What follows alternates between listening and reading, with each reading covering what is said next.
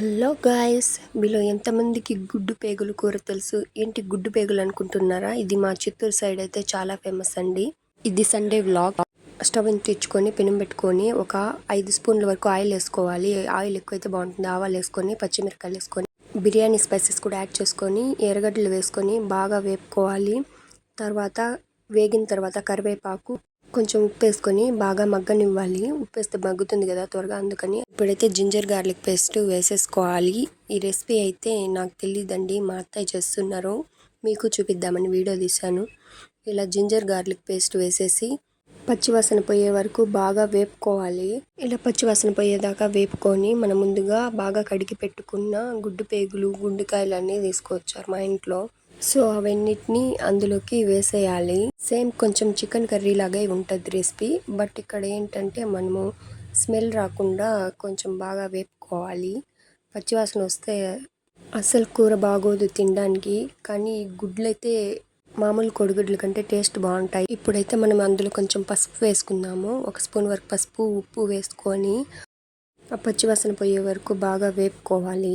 చూసారా, ఏదో బంగాళదుంపల కూర చూసినట్టుంది కదా, అలా ఉంటాయి గుడ్లు. ఇంతకీ ఈ గుడ్లు ఏంటంటే కోడి కోస్తారు కదా, గుడ్లు పెట్టే కోడి అయితే లోపలే ఇలాంటి పచ్చి గుడ్లు పేగులు ఉంటాయన్నమాట.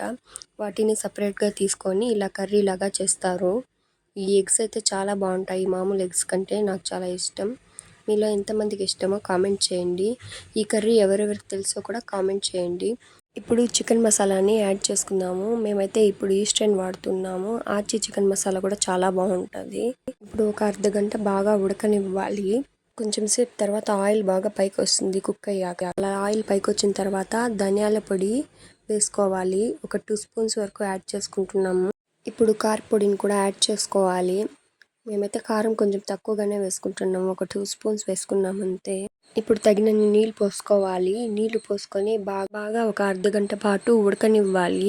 ఉడికిన తర్వాత మన మామూలు కోడిగుడ్లు లోపల ఎలా అయితే ఉడికింటుందో అలా అయిపోతాయి. స్మెల్ అయితే ఎదిరిపోతుంది. మేమైతే దీనికి వేడి వేడి ఇడ్లీ చేసుకున్నాం ఆ రోజు మార్నింగ్ బ్రేక్ఫాస్ట్కి. మీకైతే మా చిత్తూరు స్టైల్ గుడ్డు పేగుల కూర ఎలా నచ్చిందో కామెంట్ చేయండి.